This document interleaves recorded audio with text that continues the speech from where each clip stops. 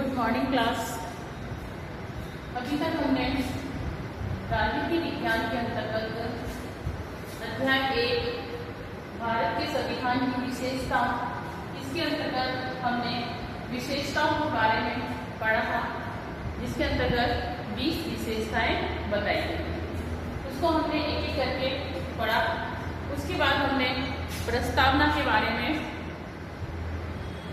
पढ़ा था कि प्रस्तावना में मूल प्रस्तावना जो कि उसमें क्या बात कही गई है, और फिर उसके अंतर्गत जो संशोधन हुआ है उस संशोधन के बाद क्या बात कही गई है।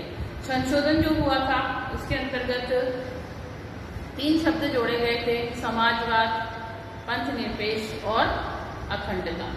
इस प्रकार से उसके अंतर्गत संशोधन करके नया रूप सामने आया था। आज हम इसी लेसन को आगे बढ़ाते हुए इसकी प्रस्तावना की विस्तृत विवेचना करेंगे कि प्रस्तावना के अंतर्गत किस किस बात को विस्तृत रूप से विवेचन किया गया है और क्यों आवश्यक हुआ इन सब चीजों में परिवर्तन करने के लिए। तो देखिए, नेक्स्ट जो है हमारा है प्रस्तावना की विस्तृत विवेचना। ये प्रस्तावना की अंतर्गत जो भी परिवर्तन हुए हैं, जो भी नया रूप सामने आया है, उसके बारे में जानेंगे। तो देखिए, सबसे पहला इसके अंदर घोषणात्मक भाग कि इसके अंतर्गत क्या घोषणा की गई है। घोषणात्मक भाग के अंतर्गत कहा गया है कि हम भारत के लोग, क्या कहा गया है, हम भारत के लोग। ये प्रस्तावना की सबसे प्रथम लाइन है। पहली लाइन जो है वह यही है कि हम भारत के लोग। इसके अंतर्गत कहा गया है कि हम भारत के लोग संविधान के निर्माताओं के अनुसार, जो जिसने भी संविधान का निर्माण किया है, जिन व्यक्तियों ने मिलकर संविधान का निर्माण किया, वो क्या कहलाए, संविधान निर्माता। संविधान के निर्माताओं के अनुसार संप्रभुता अंततः जनता में निहित है। कि संविधान की जो पूर्ण रूप से अगर हम बात करें कि इसकी संप्रभुता किसमें निहित है, जनता में। कि इसके द्वारा, इसके अनुसार जनता ही क्या करती है, जनता ही अपना प्रतिनिधि को चुनती है और जनता अपने में से ही अपने प्रतिनिधि को चुनती है। तो जो संप्रभुता है, जो भी कार्य करने की जो शक्ति दी गई है, वो किसे दी गई है, जनता को दी गई है। सरकार के पास अथवा राज्य सरकार के विभिन्न अंगों के पास जो शक्तियां हैं, वे सब शक्तियां किससे मिली हुई हैं, जनता से मिली हुई। चाहे हम राज्य सरकार की बात करें या फिर राज्य सरकार के अंतर्गत जो उनके अंग हैं, उनके अंगों के पास जो भी शक्तियों का बंटवारा किया गया है, राज्य के अंतर्गत विधानसभा, विधान परिषद होती है, तो इस प्रकार से उनके पास जो शक्तियों का बंटवारा किया गया है, वह भी किससे मिली हुई है, जनता से ही मिली हुई है। प्रस्तावना में एक शब्द प्रयुक्त हुआ है, हम भारत के लोग। क्या हुआ है शब्द इसके अंतर्गत प्रयुक्त, हम भारत के लोग। इस संविधान को क्या कर रहे हैं भाई, इस संविधान को अंगीकृत करते हैं, अधिनियमित करते हैं और आत्म अर्पित करते हैं। यानी कि तीनों ही प्रकार से इसके अंतर्गत घोषणा में कहा गया है कि हम भारत के लोग, संविधान की प्रस्तावना के अंतर्गत कहा गया है कि हम भारत के लोग, जो संविधान है हमारे देश का, इस संविधान को अंगीकृत करते हैं, अधिनियमित करते हैं, जो नियम बनाए हुए हैं उन नियमों को स्वीकार करते हैं, आत्म अर्पित करते हैं, यानी अपनी आत्मा से इसे अर्पित करते हैं, पूर्ण रूप से स्वीकार करते हैं। इसकी पदावली में यह स्पष्ट है, जब ये बनाया गया संविधान, तो इसका जो पदावली थी उसके अंतर्गत ये बात स्पष्ट कर दी गई थी कि भारतीय संविधान का जो स्रोत है वो कौन होगा भाई, भारत की जनता होगी। कि शुरुआत में ही जब इसकी पहली पंक्ति लिखी गई, उसमें ही ये लिख दिया गया था कि संविधान का जो स्रोत होगा वह मूल रूप से कौन होगी, जनता होगी। अर्थात जनता होने से तात्पर्य है कि जनता के चुने हुए प्रतिनिधियों की सभा द्वारा ही संविधान निर्माण किया गया है, कि जनता ने ही लोगों को चुना और उसके द्वारा, चुने हुए लोगों के द्वारा ही संविधान का निर्माण किया गया है। ये किसमें कहा गया है? ये सारी बात घोषणात्मक भाग में की गई है। वापिस से समझिए, इसके अंतर्गत जो जितनी भी शक्तियां हैं वो किसमें है? जनता में निहित है। भले ही राज्य सरकार हो या राज्य सरकार के विभिन्न अंग हो, सभी जो हैं शक्तियां वह भी किसके पास है? जनता के पास है। और साथ ही साथ इसकी प्रस्तावना के अंतर्गत यह बात लिख दी गई है, ये बता दिया गया है कि हम भारत के लोग जो हैं इस संविधान को अंगीकृत करते हैं, अधिनियमित करते हैं और आत्म अर्पित करते हैं। और इसकी जो पदावली के अंतर्गत जो बात कही गई है वो भी यही कही गई है कि संविधान का जो स्रोत है वह क्या है? भारत की जनता है।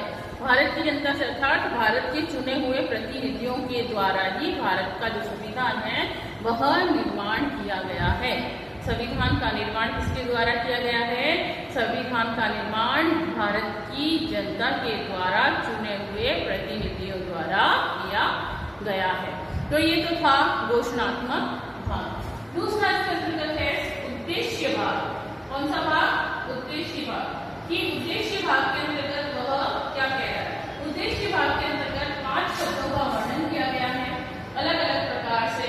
इसमें है संपूर्ण प्रभुत्व संपन्न, दूसरा है समाजवाद, तीसरा है पंथ निरपेक्ष, चौथा है लोकतंत्र और पांचवा है गणराज्य।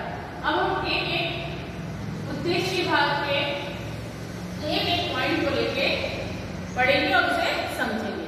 कि उद्देश्य भाग का जो पहला पॉइंट है संपूर्ण प्रभुत्व संपन्न, क्या कह रहा है? ये इसके अंतर्गत जो पदावली है उससे ये वर्ड व्यक्त होता है, उससे ये ज्ञात होता है, हमें पता चलता है कि भारत पूर्ण रूप से प्रभुत्व संपन्न राज्य है। क्या ज्ञात होता है इस समय? कि जो भारत है वह पूर्ण रूप से प्रभुत्व संपन्न राज्य है। आंतरिक और विदेशी मामलों के अंतर्गत किसी अन्य विदेशी शक्ति के वो अधीन नहीं है। चाहे हमारे देश का आंतरिक मामला हो या फिर विदेशी मामला हो, वह किसी भी अन्य देश के अधीन नहीं है। उसके पास जो विदेशी शक्ति के अधीन नहीं है। वो जो भी कार्य करेगा वह अपने देश की जनता के अकॉर्डिंग ही करेगा। इसीलिए इसमें कहा गया है संपूर्ण प्रभुत्व संपन्न, यानी उसके अंतर्गत अपने आप में इतनी कैपेसिटी है कि वह अपना सारा कार्य जो है वह स्वयं करता है। आंतरिक मामला हो या तो हमारे देश के सीमा के अंदर का मामला हो या फिर विदेशी मामला हो, कोई भी मामला हो वह अन्य किसी भी शक्ति के अधीन रहकर कार्य नहीं करेगा। इसकी किसमें कहा गया है? संपूर्ण प्रभुत्व संपन्नता के अंतर्गत ये बात कही गई है। दूसरा जो शब्द है वह है समाजवाद। क्या बात है इसके अंतर्गत? समाजवाद। समाजवाद जो है पहले संविधान के अंतर्गत ये शब्द नहीं था। 42वां संविधान संशोधन के उपरांत 42वां संविधान संशोधन जब हुआ उसके बाद ये शब्द इसमें क्या किया गया भाई? जोड़ा गया। संविधान संशोधन के बाद इसके अंतर्गत ये शब्द जोड़ा गया। इसके अंतर्गत प्रस्तावना में समाजवाद शब्द को सम्मिलित करके और उसे अधिक स्पष्ट किया गया है। पहले ये शब्द इसमें नहीं था, बाद में 42वें संविधान संशोधन द्वारा इस शब्द को स्पष्ट किया गया, जोड़ा गया और इसके अंतर्गत बताया गया कि समाज के जितने भी कमजोर और पिछड़े वर्ग के लोग हैं उनके जीवन स्तर को ऊंचा उठाने के लिए उन्हें समाज की सभी सुख सुविधाएं प्रदान करने के लिए और साथ ही साथ आर्थिक विषमता को दूर करने के प्रयास इसके अंतर्गत किए गए हैं। और इस प्रयास को करने के लिए किस प्रकार की अर्थव्यवस्था को अपनाया गया है? मिश्रित अर्थव्यवस्था को अपनाया गया है। हमारे देश की अर्थव्यवस्था कैसी है भाई? मिश्रित है ना। पूंजीपति देशों की अर्थव्यवस्था कैसी है? पूंजीवादी, और साम्यवादी देशों की समाजवादी। तो हमने भारत में जो अर्थव्यवस्था ली है वो पूंजीवादी और साम्यवादी दोनों का मिक्सअप लिया है, तो वह कहलाई मिश्रित अर्थव्यवस्था। तो इसके अंतर्गत 42वें संविधान संशोधन द्वारा संशोधन के द्वारा इसके अंतर्गत समाजवाद शब्द को क्या किया गया भाई? स्पष्ट किया गया है कि समाजवाद शब्द को स्पष्ट किया गया है, जिसमें बताया गया है कि समाज में रह रहे सभी व्यक्ति, गरीब तबके के और कमजोर वर्ग और गरीब तबके के जितने भी व्यक्ति हैं उनको क्या दिया जाए भाई? आर्थिक विषमता दूर की जाए, तथा देश के अंतर्गत जो भी सुख सुविधाएं दी जा रही हैं, देश के भावी निर्माण के लिए सरकार जो योजनाएं बनाई जा रही हैं, उन योजनाओं से गरीब तबके के लोगों को जोड़कर, पिछड़े वर्गों को लोगों को जोड़कर उनका आर्थिक स्तर कैसा किया जाए? ऊंचा उठाया जाए, साथ ही साथ जीवन स्तर भी ऊंचा उठाने का प्रयास किया जाए। इसके लिए हमारे देश में मिश्रित अर्थव्यवस्था को अपनाया गया है। हमारे देश की जो अर्थव्यवस्था है वह किस प्रकार की है? मिश्रित है। पूंजीवादी व साम्यवादी या फिर समाजवादी दोनों का मिक्सअप करके क्या बनाई गई भाई? मिश्रित अर्थव्यवस्था। और मिश्रित अर्थव्यवस्था के द्वारा ही समाजवाद के शब्द जो है वो जोड़ा गया, और हमारे देश की अर्थव्यवस्था जो है मिश्रित अर्थव्यवस्था पर निर्भर है, या मिश्रित अर्थव्यवस्था का मॉडल अपनाया गया। नेक्स्ट जो है इसके अंतर्गत तीसरा शब्द है पंथ निरपेक्ष। ये भी हमने कल पढ़ा था कि पंथ निरपेक्ष जो शब्द है वो भी 42वें संविधान संशोधन द्वारा जोड़ा गया। 42वां संविधान संशोधन हुआ कब? 42वां संविधान संशोधन जो था वह 76 में हुआ। कब हुआ भाई? 76 में हुआ। 42वां संविधान संशोधन 76 में हुआ, 1976 के अंतर्गत। इसके अंतर्गत संविधान संशोधन करके इसमें शब्द जोड़ा गया समाजवाद प्लस पंथ निरपेक्ष। पंथ निरपेक्ष से तात्पर्य था कि भारत धर्म के क्षेत्र में ना धर्म विरोधी है और ना ही धर्म प्रचारक। वह किसी भी धर्म को ना तो बहुत ज्यादा वैल्यू देगा और ना ही बहुत ज्यादा उसे निम्न स्तर पर रखेगा। तो कहने का मतलब वह धर्म का ना तो प्रचारक है और ना ही विरोधी है, बल्कि वह तटस्थ है। तटस्थ यानी कि सभी के लिए समान, किसी के साथ भी कोई वो भेदभाव नहीं करता है, भले किसी भी धर्म विशेष के व्यक्ति क्यों ना हो। सभी धर्मों के लिए भारत जो है समान व्यवहार करेगा। वो क्या कहलाया? पंथ निरपेक्ष। इसीलिए इसके अंतर्गत ये शब्द जोड़ा गया पंथ निरपेक्ष, जिसमें भारत सभी धर्मों का क्या करेगा भाई? समान व्यवहार करेगा सभी धर्मों के साथ। किसी के साथ भी धर्म का प्रचारक नहीं बनेगा, किसी के भी धर्म का प्रचारक नहीं बनेगा, साथ ही साथ ना ही किसी के धर्म का वह विरोधी बनेगा। इसके अंतर्गत चौथा पॉइंट है लोकतंत्रात्मक। लोकतंत्रात्मक इसमें क्या कहा गया भाई? लोकतंत्रात्मक में ये बात कही गई कि भारत में जो राज्य सत्ता का प्रयोग जनता द्वारा प्रतिनिधि करते हैं, कि किसी भी व्यक्ति को चुनने का अधिकार किसको दिया गया है? जनता को दिया गया है। और वह चुना हुआ व्यक्ति जो प्रतिनिधि बन चुका है वह प्रतिनिधि जनता के प्रति उत्तरदायी होगा। जनता ने इसको चुना है, तो जनता के द्वारा जो भी कार्य हो रहे हैं, जनता के लिए जो भी कार्य किए जा रहे हैं, वह जनता की भलाई के लिए हो रहे हैं या नहीं हो रहे हैं, इसके लिए उत्तरदायी भी कौन होगा? वह प्रतिनिधि होगा जिसे जनता ने चुना है। संविधान सभी को, संविधान जो है सभी को यह आश्वासन देता है कि सभी व्यक्ति को राजनीतिक, सामाजिक और आर्थिक तीनों प्रकार से न्याय का आश्वासन देता है कि किसी भी क्षेत्र में अगर न्याय की आवश्यकता है तो संविधान देश के समस्त व्यक्तियों को न्याय की व्यवस्था देगा। किसमें कहा गया? लोकतंत्रात्मक में कहा गया। क्या कहा गया है इसके अंतर्गत? सामाजिक, आर्थिक और राजनीतिक न्याय प्रदान कराने का क्या देता है भाई? आश्वासन देता है। इसके अंतर्गत जनता के जो चुने हुए प्रतिनिधि हैं वह जनता के प्रति उत्तरदायी हैं, साथ ही साथ जनता के लिए ही उन्हें अधिक से अधिक कार्य करना होगा। वो हुआ लोकतंत्र। नेक्स्ट हमारा इसके अंतर्गत घोषणात्मक भाग के अंतर्गत क्लास है गणराज्य। गणराज्य से क्या तात्पर्य है भाई?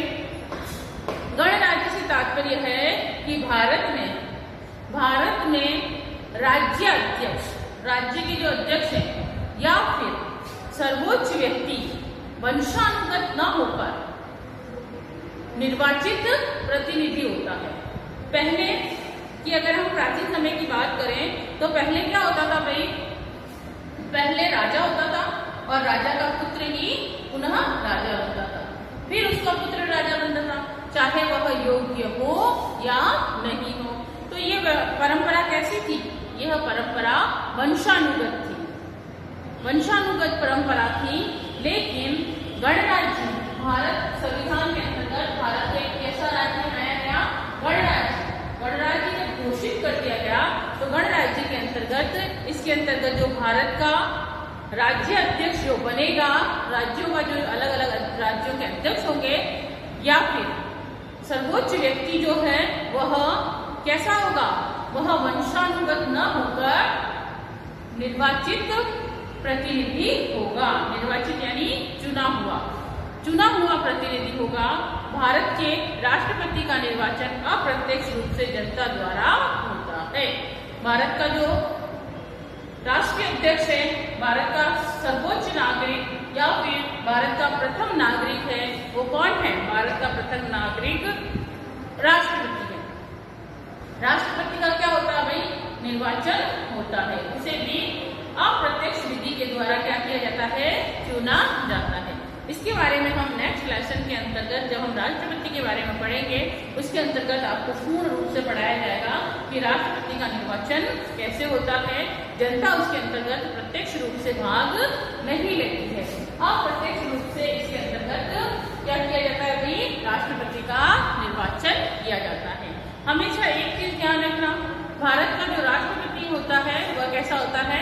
निर्वाचित होता है, जबकि भारत का प्रधानमंत्री नियुक्त होता है। बहुत ही बारीक क्वेश्चन है, इसको बड़े बड़े कंपटीशन के अंतर्गत भी ये क्वेश्चन पूछा जाता है कि भारत का राष्ट्रपति कैसे चुना जाता है, या भारत का राष्ट्रपति की क्या नियुक्त होता है या निर्वाचित होता है। तो भारत का जो राष्ट्रपति है वह निर्वाचित होता है, जबकि भारत का जो प्रधानमंत्री है वह नियुक्ति होती है उसका निर्वाचन नहीं होता है, नियुक्ति होती है। तीसरा जो हमारा भाग है, पहला भाग हो गया घोषणात्मक भाग, दूसरा हो गया उद्देश्य भाग और तीसरा जो है वह है विवरणात्मक भाग। इसके अंतर्गत किस का विवरण बताया गया है, किस के बारे में बताया गया है। इसमें भाई 3 प्रकार के न्याय के बारे में बताया गया है जो लोकतंत्रात्मक में भी हमने पढ़ा। इसके अंतर्गत विवरणात्मक भाग जो है वह 3 प्रकार के न्याय को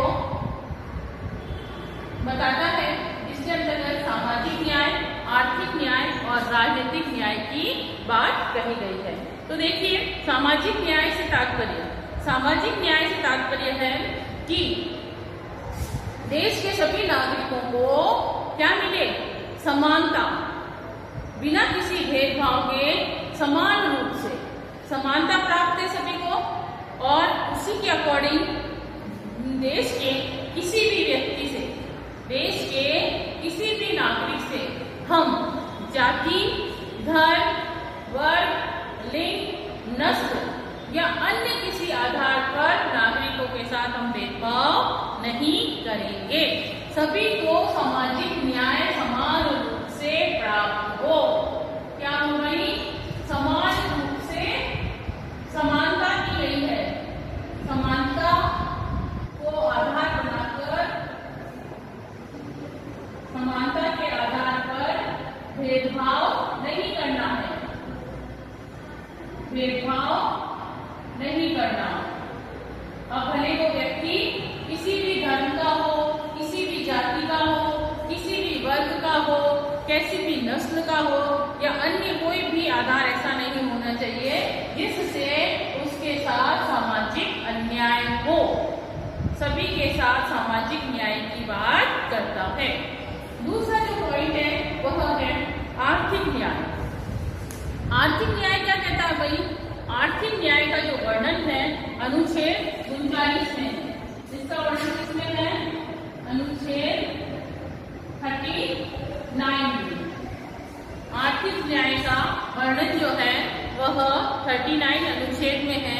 उसके अकॉर्डिंग आर्थिक न्याय का जो आदर्श को स्वीकार किया गया है, जिसके अंतर्गत इसमें ऐसी नीति का संचालन किया गया है जिसमें ये कहा गया है समान रूप से सभी नागरिकों को आजीविका के साधन प्राप्त करने का अधिकार हो।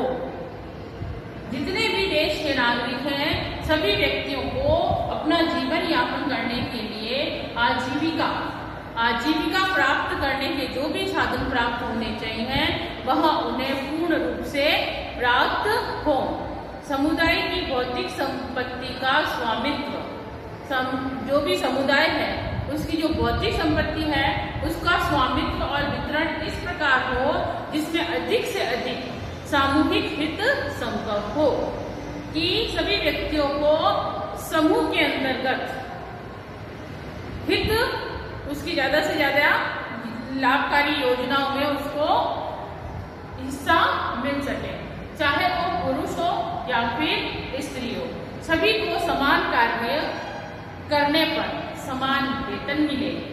भले वो किसी भी क्षेत्र में कार्य कर रहे स्त्री और पुरुष हो, उसके अंतर्गत ये आवश्यक किया गया कि एक कार्य के लिए वह कार्य भले स्त्री कर रही हो चाहे पुरुष कर रहा हो, उनको समान रूप से वेतन दिया जाए।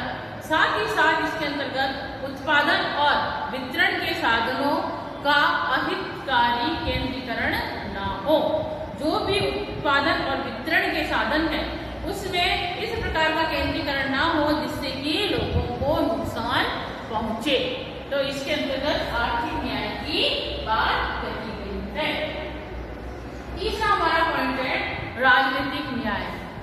राजनीतिक न्याय से तात्पर्य यहाँ पर यह है कि संविधान के अंतर्गत व्यस्त मताधिकार की स्थापना की गई। संविधान के अंतर्गत हमने पढ़ा भी, जब हमने इसकी विशेषताएं पढ़ी थी तो इस विशेषताओं में पढ़ा था कि संविधान की विशेषता कहती है व्यस्त मताधिकार। क्या कहती है भाई? व्यस्त मताधिकार। इसमें ये बात कही गई है कि जितने भी बालक बालिकाएं जो 18 वर्ष के हो चुके हैं वह क्या माने जाएंगे? व्यस्त माने जाएंगे, वह बालिक माने जाएंगे। और व्यस्त होने के नाते उनको क्या दिया जाएगा भाई? मताधिकार दिया जाएगा, वोट करने का अधिकार दिया जाएगा। तो राजनीतिक न्याय यही कहता है कि भारतीय संविधान के अंतर्गत व्यस्त मताधिकार की स्थापना की गई है। संवैधानिक उपचारों द्वारा राजनीतिक न्याय के आदर्श को मूर्त रूप प्रदान किया गया है, कि जो राजनीतिक न्याय है उसे एक मूर्त रूप, यानी कि हम देखते हैं कि 18 वर्ष के होने के बाद सभी का वोटर आईडी कार्ड बन जाता है, जिसके द्वारा सभी व्यक्ति क्या कर सकते हैं? वोट दे सकते हैं। इसके अंतर्गत हमने पढ़ा था कि पहले जो संविधान बना था शुरुआत में, उस समय संविधान के अंतर्गत ये व्यवस्था थी कि 21 वर्ष के होने पर ही क्या दिया जाता था भाई? वोट डालने का अधिकार होता था। लेकिन संविधान निर्माताओं को ये उम्र ज्यादा लगी उस समय उन्होंने ये सही माना कि हाँ 21 वर्ष में जो बालक बालिका हैं वो वयस्क हो जाएंगे, उस समय ये क्या करेंगे, वोट डाल सकते हैं। लेकिन समय के अनुसार इसके अंतर्गत क्या किया गया भाई, परिवर्तन किया गया। और 61वें संविधान संशोधन द्वारा, कौन सा संविधान संशोधन, 61वां संविधान संशोधन के द्वारा इसके अंतर्गत जो आयु है वो क्या कर दी गई भाई, हटाकर 18 वर्ष कर दी गई। वयस्क मताधिकार की जो आयु थी वह पहले 21 थी और उसे घटाकर क्या कर दिया गया भाई, वह 18 कर दी गई। अब हमारा नेक्स्ट जो है टॉपिक है वह है समानता, स्वतंत्रता और बंधुत्वता। क्या कहती है, एक एक चीज को हम अलग अलग लेके पढ़ेंगे कि ये जो पॉइंट है स्वतंत्रता, समानता और बंधुत्वता, ये हमारे देश के अंतर्गत किस संविधान से लिया गया है। क्वेश्चन आ सकता है भाई, कंपटीशन एग्जाम में भी क्वेश्चन आता है कि समानता, स्वतंत्रता और बंधुत्वता का नारा कहाँ से लिया गया है, तो कहाँ से लिया गया भाई, फ्रांस से लिया गया है। कहाँ से लिया गया है, फ्रांस से। क्यों, फ्रांस के संविधान के अंतर्गत आप लोगों ने 9th और 10th के अंदर पढ़ा होगा फ्रांस की क्रांति, है ना, या फिर आप हिस्ट्री के अंदर पढ़ेंगे फ्रांस की क्रांति। जब फ्रांस में क्रांति हुई तो वहां का जो राजा को वहां क्या कहते हैं, लुई 16वां जो था वह कैसा था, वह बहुत ज्यादा विलासी किस्म का राजा था।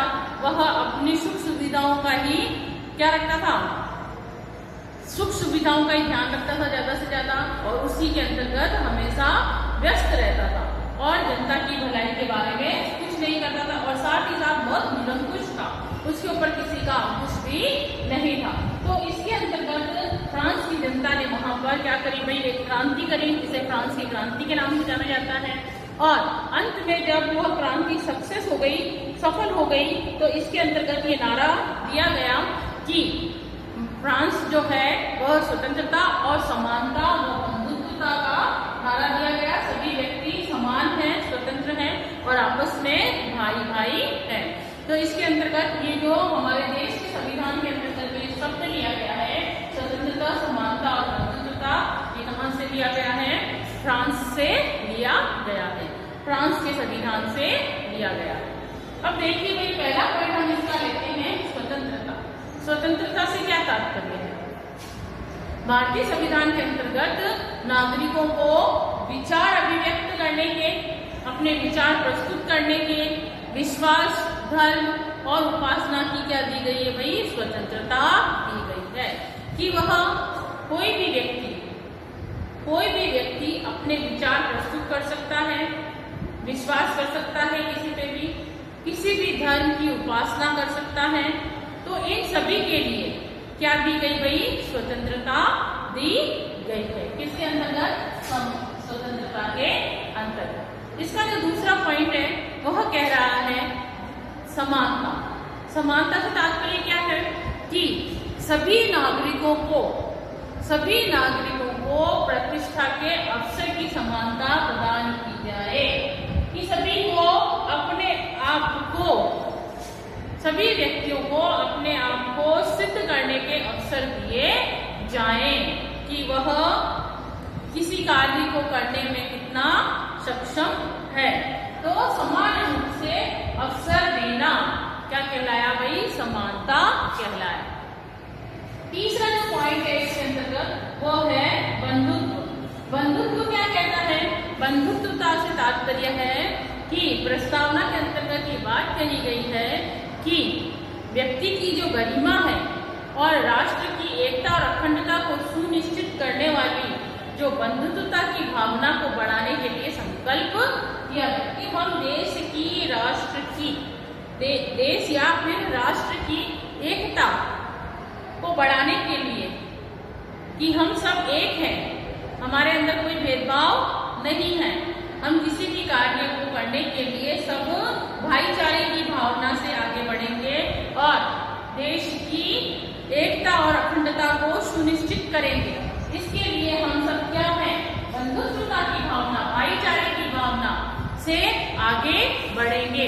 इसकी इसमें संकल्पना की गई है। तो ये कहलाया बंधुत्वता। अब नेक्स्ट जो लास्ट है वह है व्यक्ति की गरिमा व राष्ट्र की एकता व अखंडता।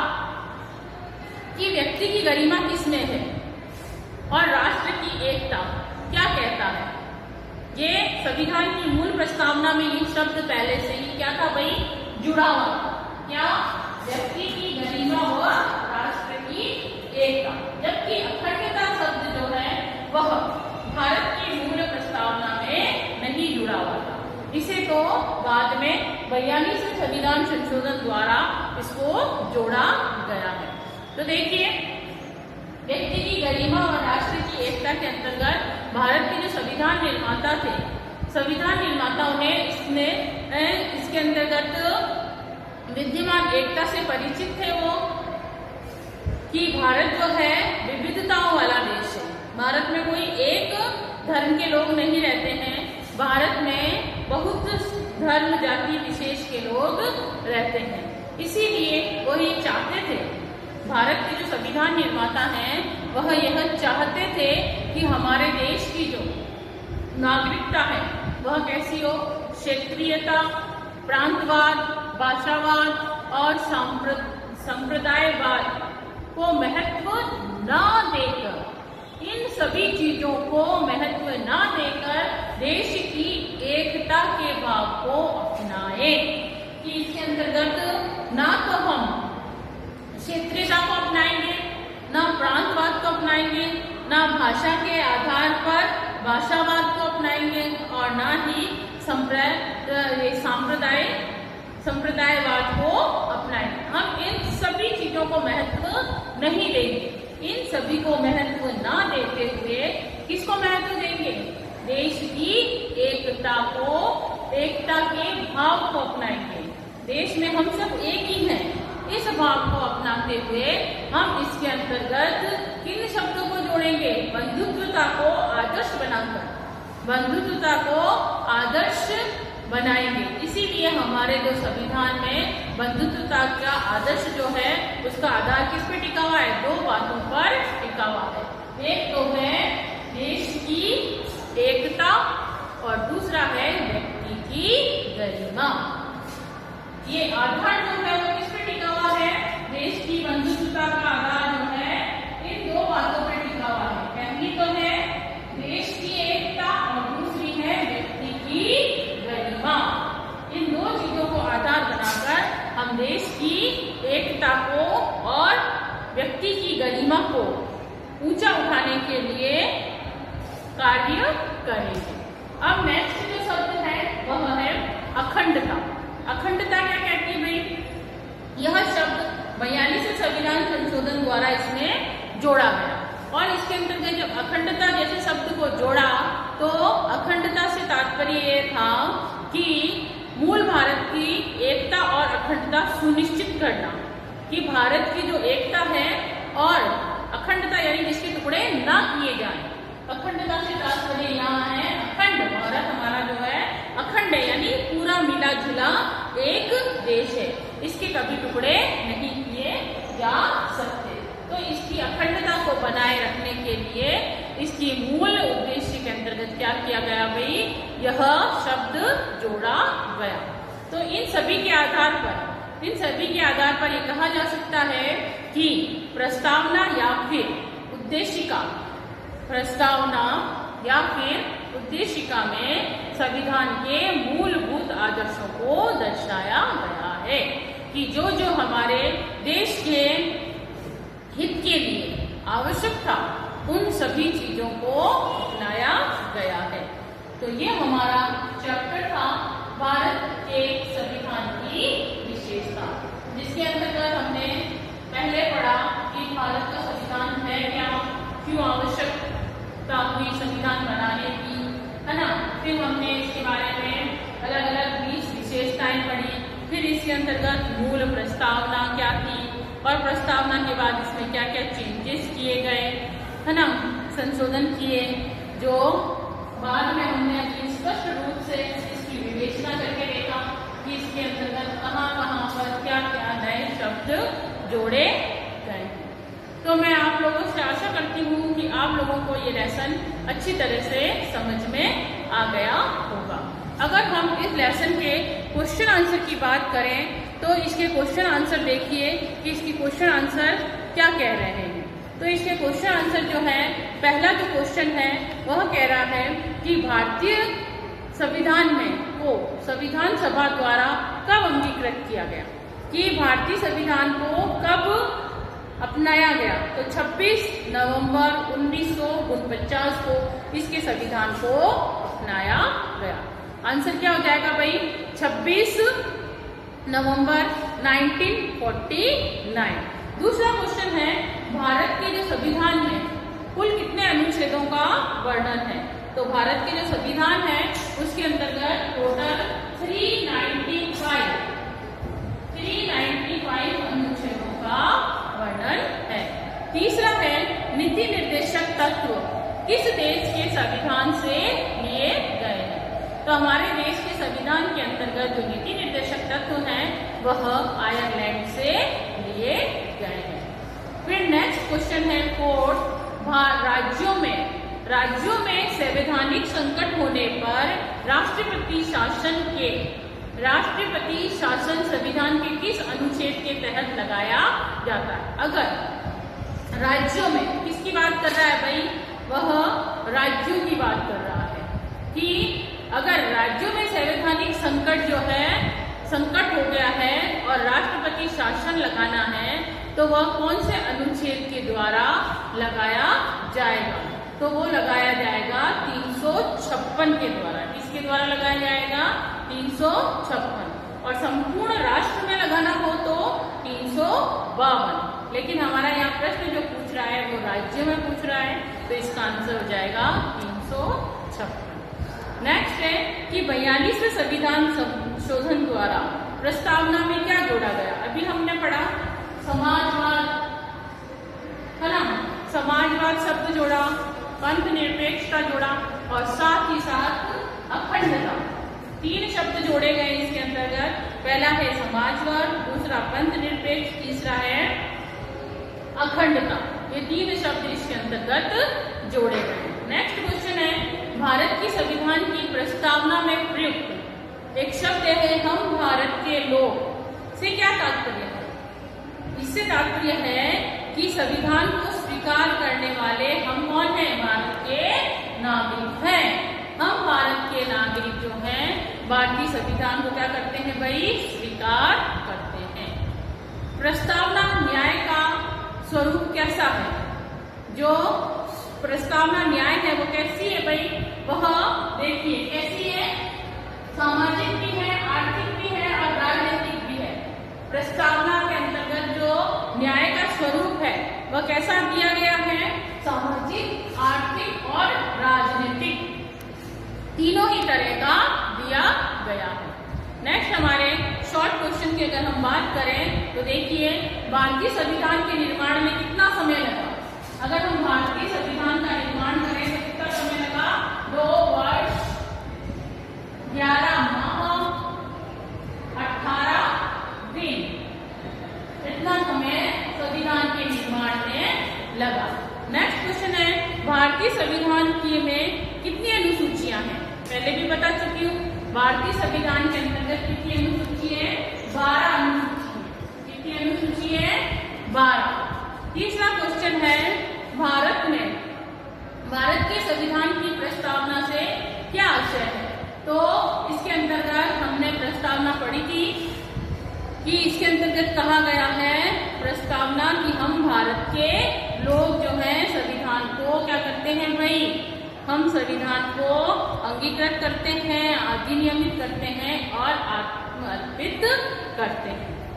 संविधान में अब तक कितने संशोधन किए जा चुके हैं, हमने पढ़ा था भाई संविधान में अब तक 101 संशोधन किए जा चुके हैं।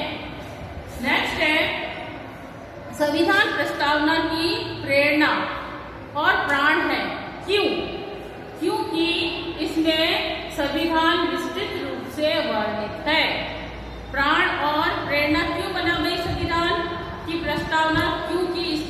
अंतर्गत संविधान का विस्तृत रूप से क्या किया गया है भाई, वर्णन किया गया है। नेक्स्ट क्वेश्चन है, संविधान न्यायालय के मुख्य न्यायाधीश की नियुक्ति किसके द्वारा की जाती है? अगर सर्वोच्च न्यायालय का जो न्यायाधीश है उसकी नियुक्ति किसके द्वारा होती है भाई? उसकी नियुक्ति राष्ट्रपति के द्वारा होती है। किसके द्वारा होती है? राष्ट्रपति के द्वारा होती है। राष्ट्रपति जी न्यायालय के मुख्य न्यायाधीशों को शपथ दिलाता है। नेक्स्ट क्वेश्चन है कि देश में किसी भी हिस्से में अगर सशस्त्र विद्रोह हो जाता है, देश के किसी भी हिस्से में अगर सशस्त्र विद्रोह हो जाता है तो ऐसी स्थिति में किस अनुच्छेद के तहत आपातकाल लागू किया जाए? यानी कि देश के किसी भी हिस्से से तात्पर्य क्या है कि किसी भी राज्य के अंदर अगर देश का किसी एक राज्य के अंतर्गत अगर सशस्त्र विद्रोह हो गया है तो किस अनुच्छेद के तहत हम वहां पर राष्ट्रपति शासन लागू करेंगे? तो वो होगा अनुच्छेद 352।